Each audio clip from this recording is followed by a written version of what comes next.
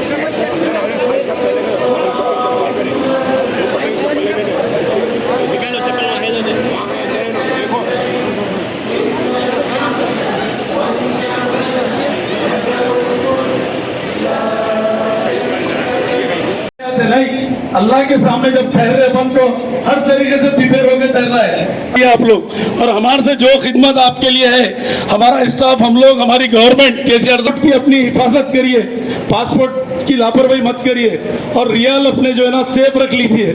और वहाँ पर बेकार के जज्बात में आके एक दूसरे के खिलाफ भी मत करिए, क्योंकि हज का नाम ही सब्र है।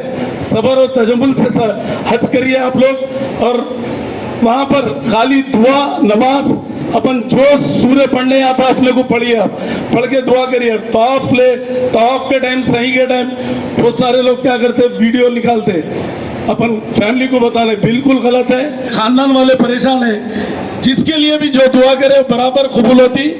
अल्लाह के दरबार में कोई कमी नहीं है, आप बिल्कुल दुआ करके हमारे मौलाना दुआ करेंगे, उसके बाद में आप लोग बस का बैठिए। खुदा हाफिज़।